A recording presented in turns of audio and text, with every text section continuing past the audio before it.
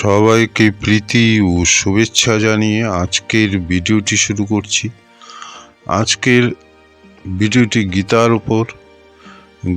উপর ব্রিগেড ময়দানে এক বিরাট মহতী অনুষ্ঠান হয়ে গেল। নানা সমালোচনা হচ্ছিল, নানা বিরোধিতা হচ্ছিল। কংসরা তো বিরোধিতা করবেই, জরাসন্ধও বিরোধিতা করবে, বিরোধিতা করবে যারা উৎকৃষ্ট জ্ঞান লাভ করতে চায় না, যারা ভারতবর্ষকে দাবিয়ে রাখতে চায়, সেই শক্তির সাথে মিলে থাকে, তারাই গীতার বিরোধিতা করবে। গীতার বিরোধিতা অজ্ঞানতা থেকে হয়। আমরা দেখেছি গীতা পাঠ না করে অনেকে পরের দিন বড়দিনে ঘুরে বেরিয়েছেন, সেলফি তুলেছেন, অথচ নিজের দেশের জ্ঞানের উৎস পাঠ্য তা অনুষ্ঠান হচ্ছে পবিত্র অনুষ্ঠান, তাতে তারা যাননি। হয়তো তারা অজ্ঞান, নয়তো সজ্ঞানে কংসের ভূমিকা নিভিয়েছেন। সন্তান সন্ততি আমাদের মানুষ হচ্ছে না, বাংলায় লজ্জায় মুখ ঢাকতে হচ্ছে। সব দিক দিয়ে দুর্নীতি, এই শিক্ষামন্ত্রী দুর্নীতিগ্রস্ত, তবে গীতা পাঠ হবে কি করে? যাই হোক, গীতা সামনে সামান্য কথা বলবো। শ্রীমদ্ ভগবত গীতা একটি পরম রহস্যময়, অতীব গুরুত্বপূর্ণ, মহত্বপূর্ণ গ্রন্থ। এটি সাক্ষাৎ ভগবান শ্রীকৃষ্ণ, যিনি 64 কলা জানতেন, যিনি দাপর যুগে জন্মেছিলেন, তারই মুখ নিঃসৃত বাণী। এটি সাক্ষাৎ ভগবানের দিব্য বাণী, তার হৃদয়ের উৎসার। এর মহত্বের কথা বলার শক্তি বাক্যে নেই। এর মহিমা অপরিসীম, এর বর্ণনা যথাযথভাবে কেউ করতে পারে না। শেষ, মহেশ, গণেশ, দীনেশও এর মহিমা সম্পূর্ণরূপে বলতে পারেন না। মানুষ তো কোন ছাড়। ইতিহাস, পুরাণ প্রভৃতিতে এর মহিমা স্থানে স্থানে গীত হয়েছে, কিন্তু সেই সবগুলিকে একত্র করলেও একথা বলা যায় না যে এর মহিমা এত কোন সীমানায়। কেন এর মহিমার কোনো পার বা শেষ নেই? গীতা হলো আনন্দ সুধার সীমাহীন একটা উচ্ছ্বলিত সমুদ্র। সমুদ্রকে কি জানা যায়? সমুদ্রকে দেখা যায়? তাই গীতাকেও বোঝা কঠিন। গীতাকে তবে চেষ্টা তো করতেই হবে। এতে ভাবের অর্থের এত গভীরতা ও ব্যাপকতা আসে যে জিজ্ঞাসু ব্যক্তি এতে যতবার ডুব দেয়, ততবারই সেই নিত্য নতুন অর্থ করে আসে। অর্থাৎ গীতার অর্থ নতুনভাবে উদ্ভাসিত হয়, অভিজ্ঞতার দ্বারাও হয়। রত্নাকর ডুব দিয়ে কোনো মানুষ রত্ন থেকে যদি বঞ্চিত হয়, কিন্তু এই দিব্য রসামৃত সমুদ্রে ডুব দিয়ে কেউ শূন্য হাতে ফিরে আসে না। গীতা এক বাস্তব চরিত্র।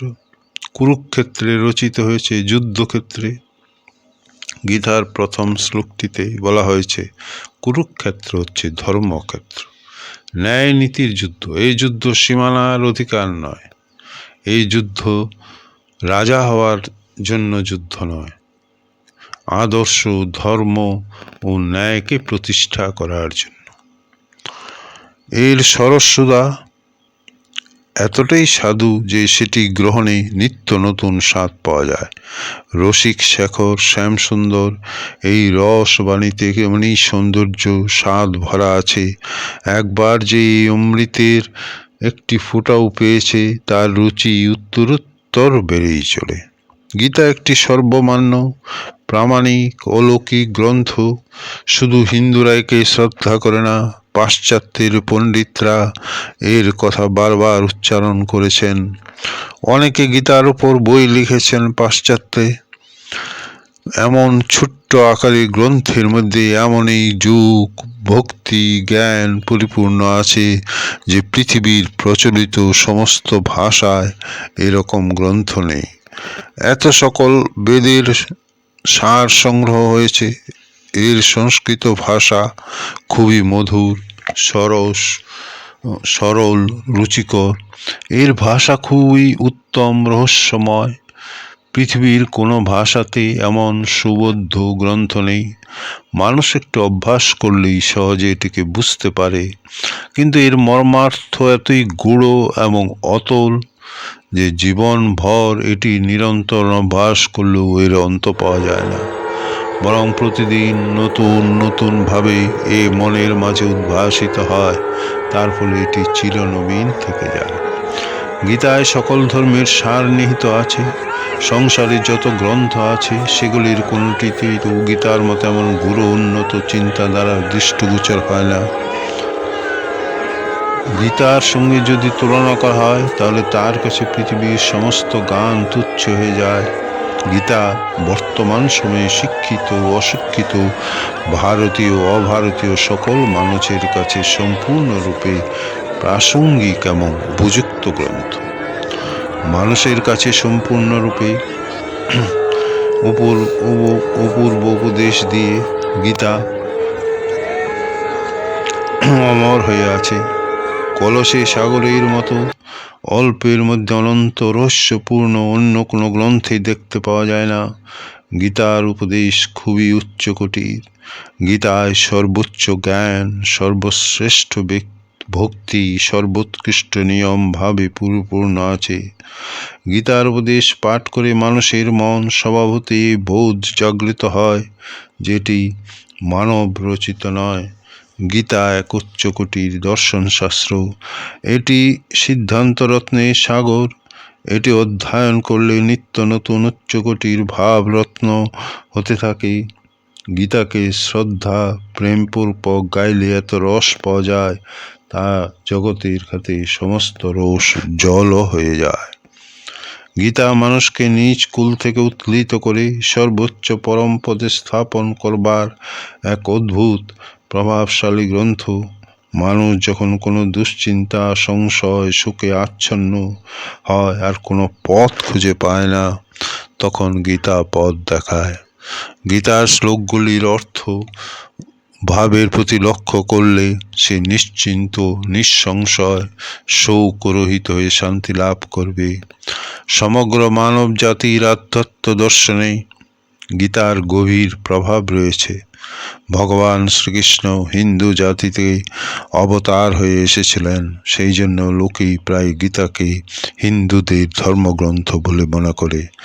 কিন্তু প্রকৃতপক্ষে এটি কেবল হিন্দুদের জন্যই নয়, এটি খ্রিস্টান মুসলমান প্রভৃতি সকল ধর্মাবলম্বীদের জন্য। যারা ধর্ম মানেন না তাদের কাছেও এই সমানভাবে প্রিয়। পথপ্রদর্শনকারী প্রকাশমান সূর্য কেবল ভারতবাসীদের জন্যই ভগবান শ্রীকৃষ্ণ পৃথিবীতে বসবাস করি সমস্ত মানুষদের জন্যই গীতা উপদেশ দিয়েছেন। শুধু মানুষ নয়, দেবতা গন্ধর্ব যক্ষ রাক্ষস প্রভৃতি যত বুদ্ধিমান প্রাণী আছে তাদের সকলের জন্য এটি কল্যাণের এক অফুরন্ত ভাণ্ডার। সন্তাপে শোকে তাপে গীতার আদর্শ আমাদেরকে পথ দেখায়। গীতা এক আদর্শ ঈশ্বরকৃত রচনা। শ্রীকৃষ্ণ ভারতবর্ষে জন্মেছিলেন, কারণ ভারতবর্ষ হচ্ছে পুণ্যভূমি আর্যভূমি। বিমান নামতে যেমন ল্যান্ডিং বা বিমানবন্দর লাগে, তেমনি ভগবান অবতীর্ণ হওয়ার জন্য ভূমির প্রয়োজন। সেই ভূমি ভারতবর্ষের ভূমি, অন্য কোথাও ভগবান অবতীর্ণ হননি। গীতা আমাদেরকে বলেছে যে জ্ঞান ও শস্ত্র উভয়ই দরকার, দুইয়ের সম্মিলিত দ্বারাই ধর্ম প্রতিষ্ঠা সম্ভব। শ্রীকৃষ্ণ অর্জুনকে সেই কথাই বলেছেন। অহিংসার একটা সীমা আছে, সেই সীমানার পার হয়ে গেলে হিংসার মাধ্যমেই ধর্মের প্রতিষ্ঠা করতে হবে। অর্জুন নিজের জন্য যুদ্ধ করেননি, অর্জুন ধর্ম ও ন্যায়ের জন্য যুদ্ধ করেছেন। অর্জুন জানতেন এই যুদ্ধ জিতলে যুধিষ্ঠির সম্রাট হবেন, তা সত্ত্বেও তিনি যুদ্ধ করেছিলেন ধর্মের জন্য। তাই গীতা এক মহান সম্পদ। গীতা অভ্যাস করা দরকার। যুদ্ধক্ষেত্র মানেই শুধুমাত্র সীমানার দখলের লড়াই নয়, সম্পদ দখলের লড়াই নয়, এই ধর্ম প্রতিষ্ঠারও লড়াই। গীতা আমাদেরকে শেখায় দুর্নীতি, অন্যায়, অবিচারের বিরুদ্ধে প্রতিবাদ করতে হবে। যারা প্রতিবাদ করেন তারা নমস্য, না হয় অন্যায় বাড়তে থাকবে, একদিন আমি নিজেই ধ্বংস হয়ে যাব। গীতার এই অমোঘ বাণী আমাদের। গীতা, বেদ ও ভারতীয় সংস্কৃতির বিরুদ্ধে ইংরেজরা ষড়যন্ত্র করেছিল। তারা নিজেদের মতো সংস্কৃতির ব্যাখ্যা করেছিল এবং সংস্কৃত তুলে দিয়েছিল, কিন্তু আমাদের সংস্কৃতিকে নানাভাবে অপমান করেছিল, বলেছিল এ কুসংস্কারাচ্ছন্ন। কিন্তু আজ পৃথিবীর সর্বত্র গীতা নিয়ে আলোচনা হচ্ছে। পাশ্চাত্যের পণ্ডিত ব্যক্তিরাও এই আলোচনা করছেন। গীতা এক মহান পুস্তক, মহান গ্রন্থ, এই পথ প্রদর্শক। বিপদে, সন্তাপে, শোকে, দুঃখে গীতা আমাদেরকে পথ দেখায়। তাই গীতা পাঠ করুন, গীতা পড়ুন। সবাইকে প্রীতি ও নমস্কার জানিয়ে গীতা সম্পর্কে এই ভিডিওটিকে সাবস্ক্রাইব করুন। ভারতীয় সংস্কৃতি